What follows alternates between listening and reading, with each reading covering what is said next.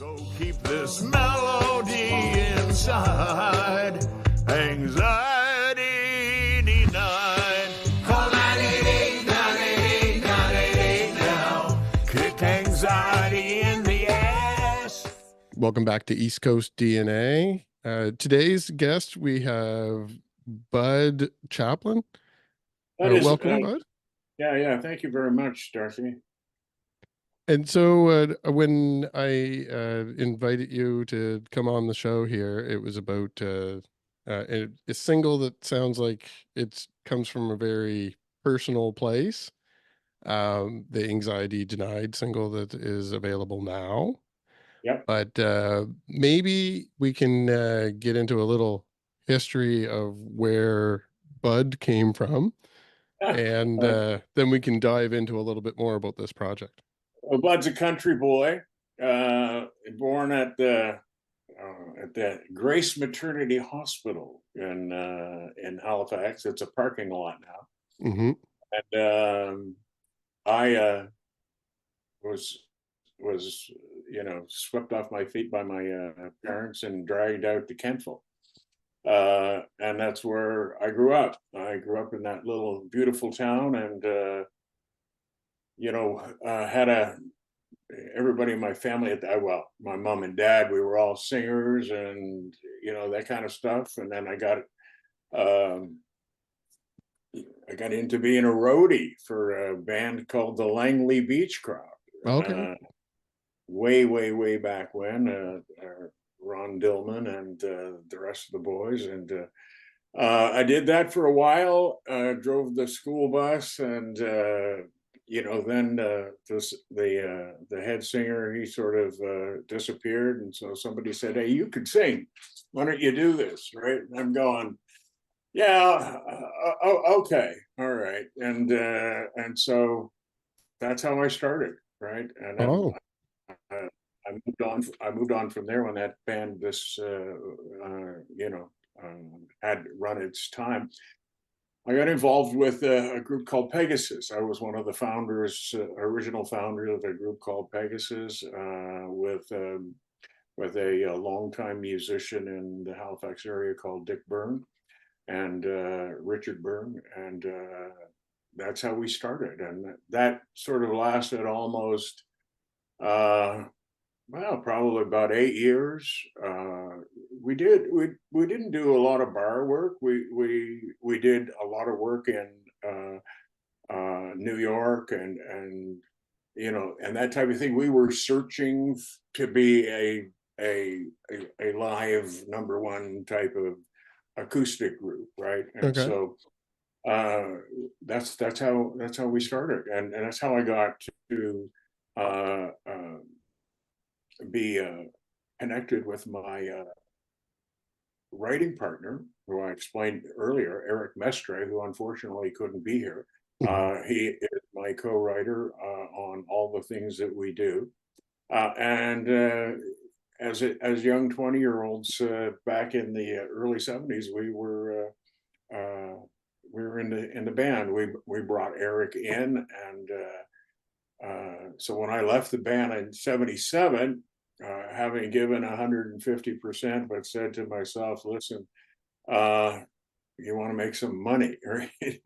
And so I left and got into business, and that's another story. But Eric and I lost touch with each other, and I moved away and worked around the world and so on. And when I came back here in Nova Scotia with my wife, and we bought a property just up on the North Mountain in the valley, not far from, it's on the same road as Evergreen Theater, as a matter of fact, cool. Which most people know.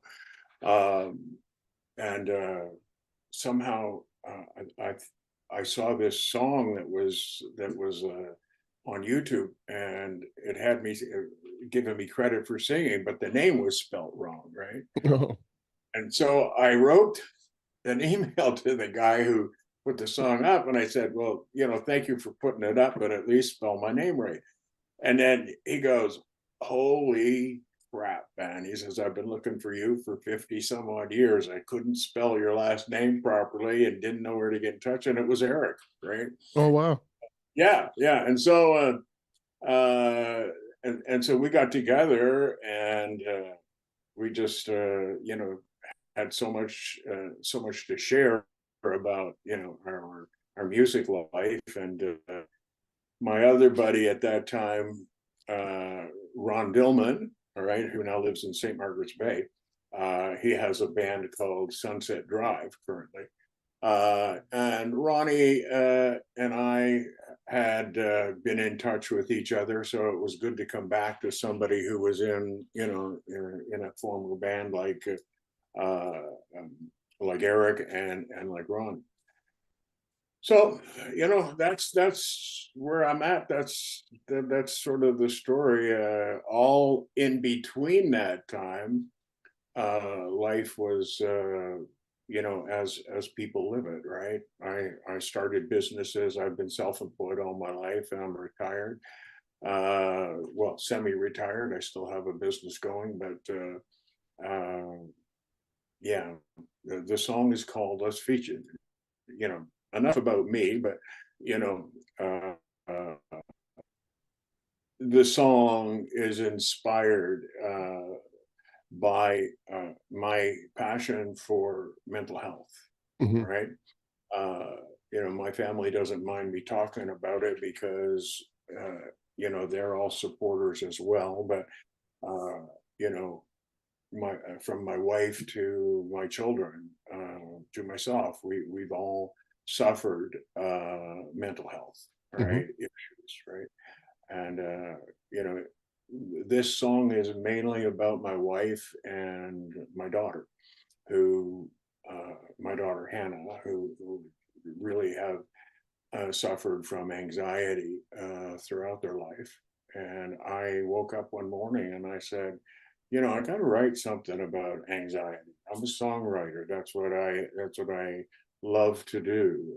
And but how do you write a song that has any kind of merit really about anxiety? It's a really, really, really tough song to write about. Mhm. And I learned that the 988 number in the United States was a number that had been installed in June of 22, replacing all the 10-digit numbers, right?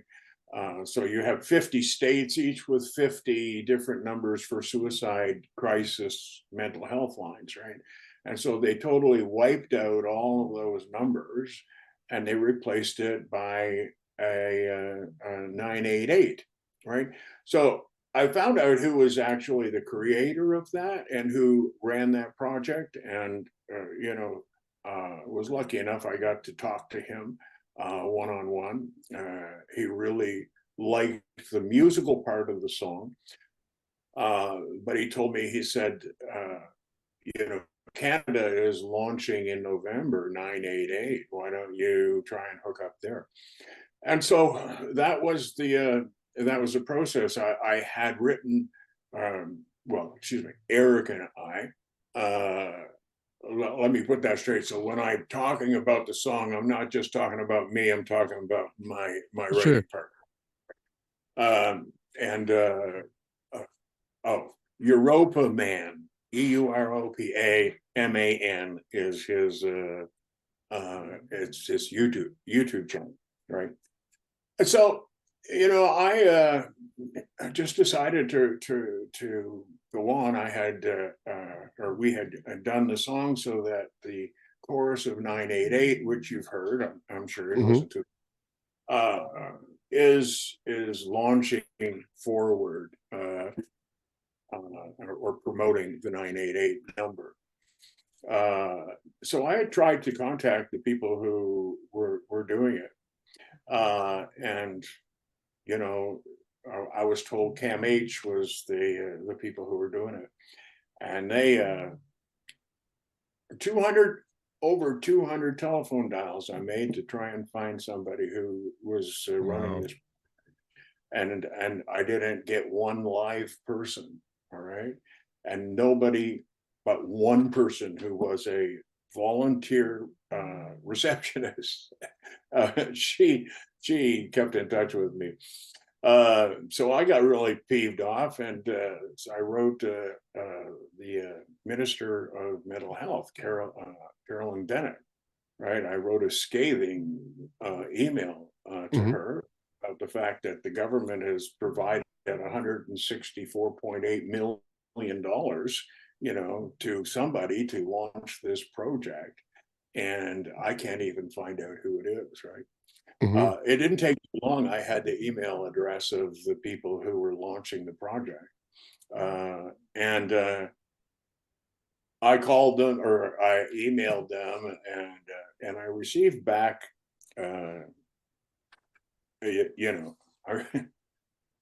probably shouldn't talk about this, but I'll talk about it anyway. Right. I received back a letter that said, "Look, we really love your song. It's really great, but we're moving forward with this, and we are not having a music video." My original intention was to gather a bunch of musicians from all parts of the area who supported mental health and do like a "We Are the World" type of thing, everybody singing and so on. They wouldn't help. They had nothing, and I was quite frustrated. But I'm like a dog with a bone. When I get an idea and I want to get it done, I get it done, right? And so I approached East Coast Music, and they were kind enough to give me the support of Aaron Williams, who is in charge of their wellness division. All right. Yes, we've referenced that program a few times on these episodes. Okay, so and she loved, well, she loves it, right? And so her and Catherine, who runs East Coast Music, they were very helpful and encouraging to me, but they couldn't help financially because they're a not-for-profit type of thing. And so Eric and I just decided, oh, the heck with it, or to hell with it, right? We were going to go on and make this happen. So we created the video and the song, and then they launched it, and but the song is all about anxiety and the pain and the suffering. And right? Is that your daughter singing with you in that? That is my lovely, beautiful daughter, who is a professional musician. She's opened for Blue Rodeo, I think, 3 times. She's mentored by a singer-songwriter, Dan Hill, if you remember Dan Hill, one of Canada's, if not Canada's, most prolific songwriter. You go down to his studio in his basement, you have, Celine Dion, 55 million, Reba McEntire, I mean, the whole gamut. And she worked with him. She was, as an artist, she was the first, she was at the first Boots and Hearts. She was asked to perform there. And currently she's writing with a guy, Trey Bruce, out of Nashville. And they're writing songs for movies and all kinds of other stuff. Now he's had 7 #1 hits, so he knows that end of the business. So that's her on the other end. Awesome. I do want to note too, as far as I know you said enough about yourself, but one thing that I did find interesting in kind of your origin story, I guess, where when you stepped away from the music side a little bit, it seems like I'm making a little bit of an assumption here, so you can correct me because it's about you, but you must have, from working in like an independent music career, gravitated back towards, like, you ran your own small business, like you became an entrepreneur, like, so that independence thing seems to be something that's common for you throughout your life. Yep. But then another thing I want to point out for some of our younger viewers out there, I know of a couple specific instances, but a few times I've talked to some younger artists that it's kind of twofold for this conversation, actually. Some of them have anxiety over future prospects of their musical career. Mhm. And they have the feeling that, like, oh, I'm doing this project with this band, and like there's all five of us, and we're like brothers and sisters, and we're a family, and this is what we're gonna do. But then they kind of have an itch to do a solo thing. And they're like, oh well, no, if I do the solo thing, then I have to abandon all my friends, and now I'm on my own. And but you can do something different, and there's lots of life left in front of you to go back to something that you stepped away from. You can always go back. Well, look, technology today is really the difference. And when I came up as a musician, there were no recording studios outside of CBC in Halifax. You know, you had to go to Toronto or you had to go to New York, all right, just to get a studio produced 8-track, all Mm-hmm. right. And so you know, you couldn't really, solo artists were not the thing, all right. Today solo artists are everything, all right, because music has evolved to where even demos have to be produced, and you have to have a video for this, and it's very difficult. You know, I want to point out that when I left the band because I was in another world, all Mm-hmm. right. I was addicted to alcohol. I was addicted to drugs. I couldn't tie my shoes sometimes. I mean, that's how things were. So I made a geographical change, Mm-hmm. and you know, I've been sober 42 years, right? So Congratulations. yeah, thank you.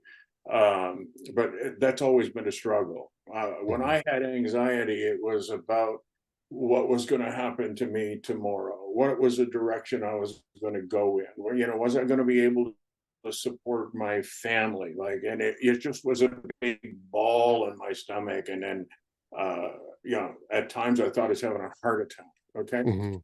My experience with anxiety is minuscule in comparison to those who really suffer. Minuscule, you know, if my wife was here, she'd tell you the absolute pain and agony that she's gone to. My daughter's the same. My son's the same. My other daughter is the same, right? And they've had challenges, and to be honest, it's through their strength that I have seen that they have faced the demons in front of them, that I was able to write a song. All right. Mm-hmm. I mean, if you listen to the lyrics, you know, every morning when I wake up, you know, anxiety's on my mind. Well, that's how it happens, and it's a lot through the day, right? You know, a smile is hard to find. You know, it's the bastard in my life. It's the dagger in my heart. It makes love so hard to hold. It keeps tearing me apart, and it'll kill me. And it's tried. It fights hard to gain control. Makes no difference who you are. And does it, you know, no difference. Gender, skin color, political affiliate. It makes no difference. Anxiety will kill you, Mm-hmm. if you don't try and do something about it, right? And I have seen that, and Eric has seen that firsthand, right? His brother died from mental illness that he had. It's just nobody has not been affected. I don't know of a family that hasn't been affected, right? Yeah. So what do? You're a young person. You're in a band, like you say. You want to go somewhere else. Well, you know what? When when it was in my day, I had to make that decision. I had to Mhm. make that choice, right? And I did. Today, you can do a lot of things, and still do other things, Yeah. right? Uh, you know, I was watching your previous Chris. It was it Chris Kirby, Kirby? Yeah. and watching how he gravitated to out of being a performer to then realizing, holy shit, I got a family to support. Mhm. And he found a way to do that. Now it seems like, okay, I don't know whether I want to be out and about, pounding the pavement, even though the rewards, if you make it, are really good. I think what I'll do is I'll help produce, Mhm. right? So, you can do other things, and it used to be that in my day and age, maritime musicians uh, all had a real desire to be successful, but as one person, put Mhm. it, you run out of gas around Fredericton, right? Yeah. And the Maritimes have always been just a whole pot of wonderful, beautiful, dramatic musicians who create unbelievable music. But it generally just stays here, right? Mhm. Nowadays, because of the internet and because of technology, you can do that and you can reach out, because now you see musicians here that are, you know, are playing everywhere, being successful as singers and songwriters and the like, right? So, you know, I don't know how that answers your question, but yeah, you can do other things these days, right? Mhm. No, it's definitely important that people realize that, like, the options are out there for you. Like, if you dream it, you can do it nowadays. But Uh, the mental health aspect too, it is really important to keep the ball and keep an eye on the ball as you're going along, so that you don't overwhelm yourself too, or set expectations that you just can't maintain. you can't. I think in this day and age, look, I grew up. I was very good friends with Dutchy Mason, right? And because Dutchy came out of Lunenburg out to Kentville, and we sort of grew up there. And anyway, I knew him all his life. But Dutchy was famous for going and playing in a bar, and at the end of the bar, he'd go and pay his $200 because you know, he used up all his money, and then he still had a bar bill, right? Yeah. You can't operate that way. You know, musicians today have to somehow be relegated to know the business of music, Yeah. all right? To know, what foot forward that you're going to put, and how you're going to put it, where you're going to put it, and you network, through your life, and that's how people make it these days. Networking is like, yeah, unbelievable. But you have to have a good head on your shoulders. You can't, you can't be struggling. And the beautiful thing about mental health these days is that there are answers and there Mhm. are tools that can help. And as a musician, right? You really have to, if you suffer from anything like that, depression, bipolar, you name it. You got to reach out and get help, because the pressures of life on the road, they're just astounding these days. Astounding, right? So I'm a big supporter of it. I know that I can say that for Eric, uh, who, by the way, I write the majority of the song, like the melody, the lyric content. But I really couldn't do anything without him because, you know, I'm a very limited guitar player, to say the least. But he's magic. He just puts it all together, right? Awesome. So it's great to have that kind of. Yeah, it's great to have that kind of. Good partnership, I guess. Well, you've you been know, able to- I'll tell you a very quick story.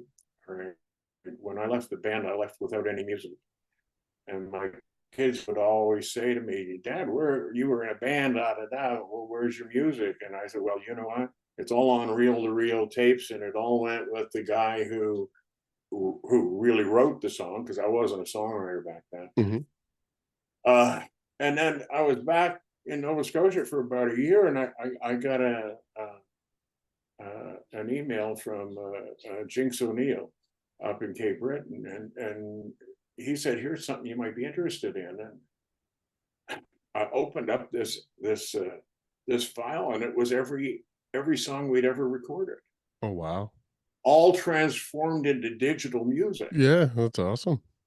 It was like it was unbelievable to be able to show my kids, you know, hey, this is what I really did, and so on. Yeah, that'd be a really sweet moment. But 988, you can do it. You are strong, right?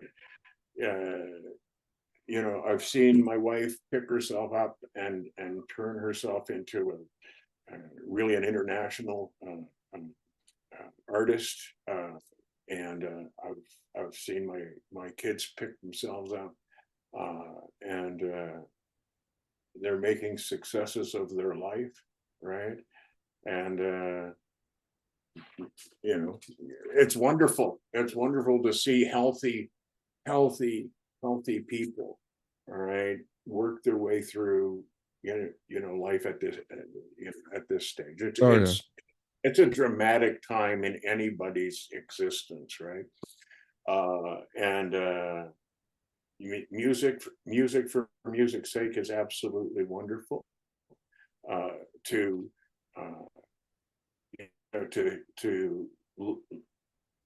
you know, love your business, love what you do, love how you do it, all right, is fantastic. And hats off to people like you who take the time to have, you know, a real interest in music, all right, a real interest in it's like you said on that podcast, right? You'd wait to get the you know, the record, because then it maybe have a bonus record in Mhm. it.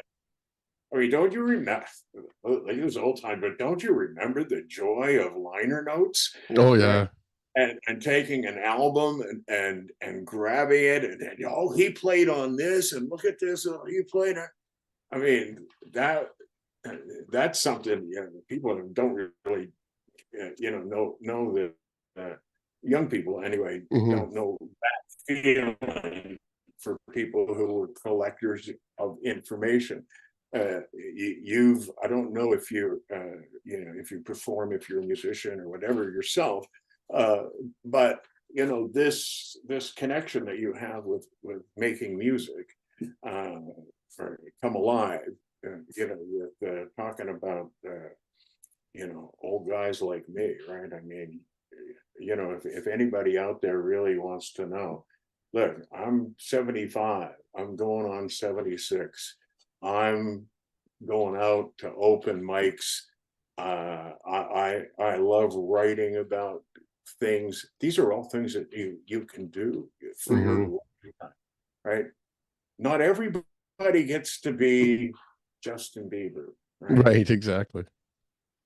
There's that level of music is for people who are super connected, Mhm. right? Just Absolutely. absolutely super connected. Now you can work your way up and be super connected. That's the way it is. But that doesn't necessarily have to stop you from creating wonderful music and helping people. And Exactly. And that's what this song, Anxiety Denied, is all about, is trying to reach out and trying to help people. So, And where would you prefer we send people to listen to the song? Do you have the music video? well, you can, it's on it's on YouTube, under you can get it under Anxiety Denied or under my name, Bud Chapplain. All right, Chapplain. And it's on Europa Man, Europa Man. That's Eric. He's hosting it. Mm-hmm. You can go to TikTok, Anxiety Denied. It's on TikTok, and share it. Yeah. You know, I'm not making any money off of this, so I can just tell people, please, if you see the song and listen to it, just share it, because you may have your best friend on the edge, right? Mm-hmm. Now they can call 988, right? To give you a statistic, after the first 12 months in the US, okay, after the first 12 months in the US, there has been a 425% increase in the number of calls that have come in. You know, last year in North America, there were over 50,000 suicides. Yeah, the numbers are staggering. That's insane. Over 1.7 million suicide attempts.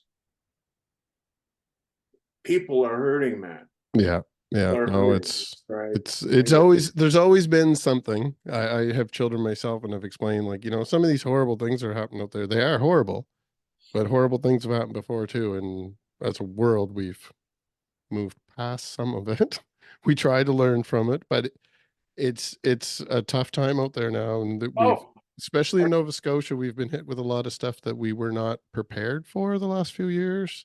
Hurricanes and floods and flash floods, and like with the wildfires last spring too, and wildfires. I'm very lucky. Where I live, I really haven't been affected by any of that. All right. I stood out on my deck and watched over the South Mountain. I just watched the storm come right in, and I'm going, where in the hell's that going? And then it hits in and around Windsor area. Yeah. That's when the 4 people died with the flash floods and the like. So yeah, I've been lucky, but there is a cloud over. There is a cloud over the world right now. Even the happiest people in the world have to feel sometimes a little helpless on how life is in other places, and in Nova Scotia, as you say. And then, you have to bring that down, and you say, well, what about me? What is my life like, here tomorrow? And that pressure keeps pushing down, and it makes all these problems appear. And then how do you deal with it, right? I was in Halifax yesterday, and and you go in and you say, look at the people that are living in tents. Oh, I know. I saw it yesterday too myself. I used to go downtown with my family in Toronto. We lived outside of Toronto, and we used to put bags together with mittens and socks and toothpaste and toothbrush and everything. And we used to go down in the wintertime and just pass these out, like, and try and meet and talk to these people, and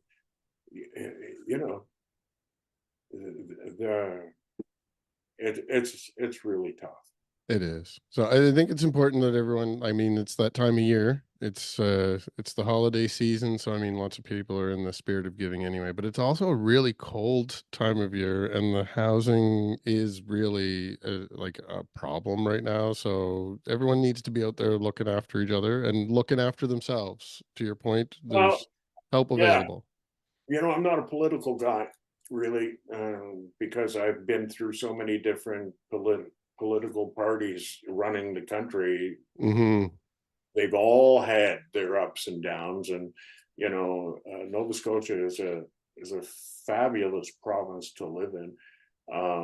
You may not you may not think it, but if you live somewhere else and you try to compare it, Nova Scotians have a heart. All right, they have a heart, Mm-hmm. and they reach out and they try to help people, right? And I just think, for example, from a musician standpoint, the East Coast Music Association and their wellness division, as you've had Aaron on, I mean, they allow you to get therapy sessions, right? And Yeah, yeah. it costs you any money, right? Mm-hmm. And they'll help and they'll direct, and they get you to the right place with the right people, and Absolutely. they have a sobriety meeting every couple of weeks, and Mm-hmm. I think that's really important for people to know, right? Absolutely. For musicians, so Yeah. So, for anyone that is interested in more information about the ECMA wellness program that we're just referring to, there will be some links to the single that we've been talking to and some extra information for the ECMA wellness program that's as great. well. Now, for yourself, it is the holiday season, so that means it's also the end of the calendar year. Right. So, where you did have quite a bit experience in the music field and you're back in doing this single, is the intention that this was just a one-off because you had the opportunity and something that you wanted to communicate to people, a message, or do you have intentions now that you're kind of dipping your toes in again to do some stuff in 2024? Oh, I want to be I want to be a super rock star. No, no. I mean, the truth of the matter is that I believe that Eric and I, when we write, that we have something to say, right? Mm-hmm. And so we were just talking about the other day, like what are we going to do? And I think that we'll put together. We probably have enough stuff now easily for an EP or a LP, if whatever. Mm-hmm. And I think that we'll just sort of touch up the edges on that, and and put it out, and just keep writing. I mean, when you're a writer, you write, right? Yeah. When you're a player, you play. When you're a singer, you sing. Uh, and you can do that anytime, and it doesn't cost you any money, right? And people love to listen, Mm-hmm. uh, and so why stop? I'm not doing this for money, okay?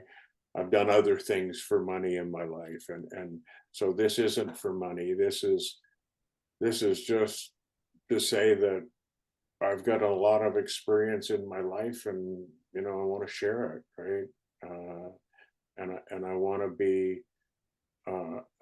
be young, right? Mm-hmm. People talk about the growing old. I like to look at it right now as growing young, right? Yeah, yeah. I maybe was old at one time. I don't feel that way. I got the grandkids, and I have kids, and uh, you know life is just, to me, life is actually quite beautiful, right?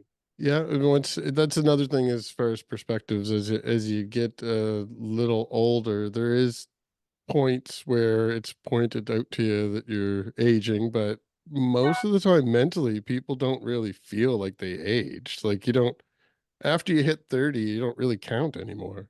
Look, uh, look, life is such. I absolutely love Mick Jagger, and Keith Richards.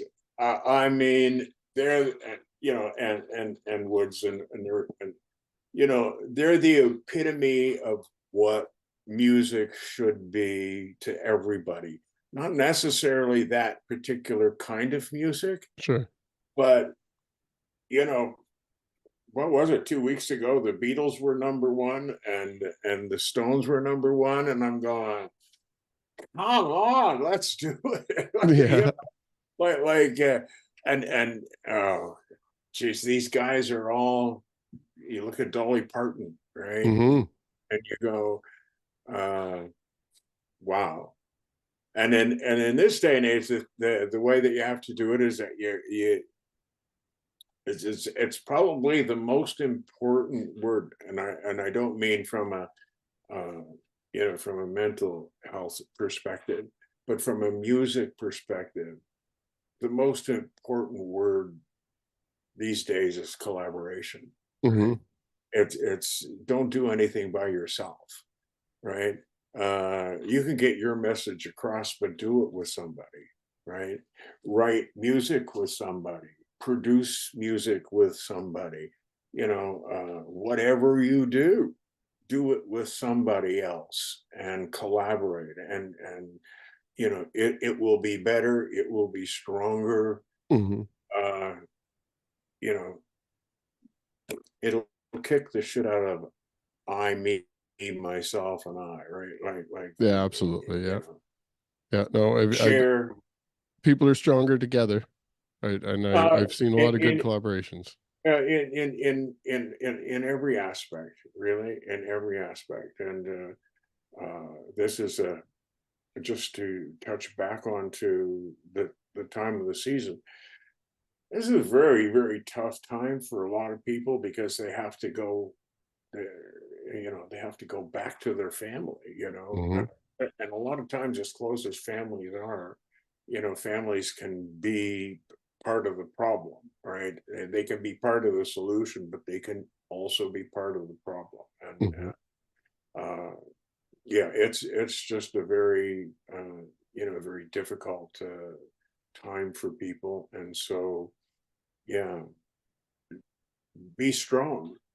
Try and be strong. Reach out. 988 988 988. Yes. That's that was the reason for this, for this call.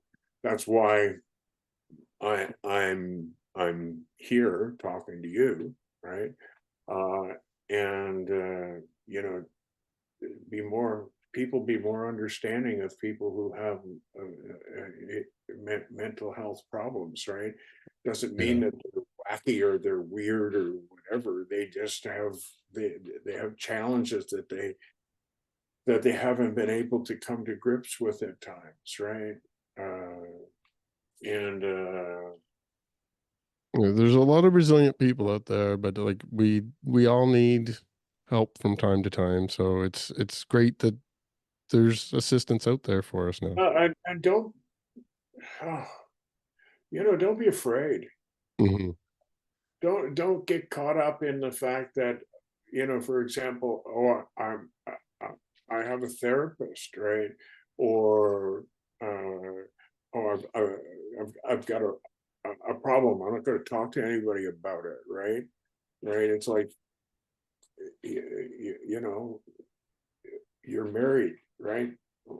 You got problems in your marriage. Well, get freaking help for it, Yeah. right? Do something positive about it. And instead of pride and jealousy and anger, and replace all those with a desire to try and do something positive with somebody, right? And you know, Yeah. there are Very important. there are solutions out there, and there are people who are ready to to help, and I think it's important that you know things like the wellness program exist, because look, professional therapy costs a lot of money, right? Hmm. And here's or here are people who are willing and wanting to help you. So reach out, right? Don't let anxiety, don't let it get the best of you, because it'll drag you. It's like the marijuana of mental illness. It's Hmm. everywhere and everybody does it. Hmm. Right? And no matter what people say, most everybody who ends up having problems with hard drugs have started somewhere, right? Yeah, And that's anxiety. It's a major factor in almost every disease. The other day, you know what? I read the news the other day, as I do from time to time. Anxiety was mentioned in the news that day. I counted it. It was over 8 times. wow. Yeah, 8 different articles. People talked about, they suffered from this and they suffered from. It's friggin' everywhere, man. yeah. It's everywhere. And so if we could do something to help, right? And Absolutely. Having these conversations and drawing attention to those issues, it removes some of the stigma for people so that they're like, hey, like this is quite common, so I'm not weird to be asking for help. And I mean, if you have a specific issue that maybe is unique to you, absolutely still ask for help. You don't know. Maybe somebody does understand. well, the heroes. Look, we can end this conversation, all right, which we're going to have to. And the only thing that I can tell you, that the heroes in my life are my wife Yeah. and my 3 children. Though they are absolutely my heroes. And I've seen how they claw, they fight, to get where they are today, Hmm. and to have the life that they currently have, right? And there are a lot of heroes out there, you know, a lot of heroes. So uh, they just need a little help from time Yeah, to time. Okay, so absolutely. find a hero, find somebody that is working hard to get better. Okay, uh, and give them a lift up, Yeah. because you never know, you may need it yourself sometime. Yes, very, very important message for people to realize. I have some personal experience with that myself, where Yeah, my perspective on some stuff has definitely changed over the years. I was fairly open minded, but as life goes on, the wisdom creeps in, and you start getting different perspectives, and yeah, it's really mind opening. So the most important part, like, it's important for people to stay resilient, but I think the most important message today is for people to know that to go out and ask for help, and there are people out there that are looking to provide that help.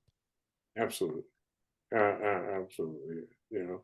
When I was growing up, if you looked to have help, Lord help you. You'd Hmm. you'd you'd get beaten. You'd be weak. You'd be a coward. You'd Yeah. be, less of a man than you are, or a woman that you are, right? Hmm.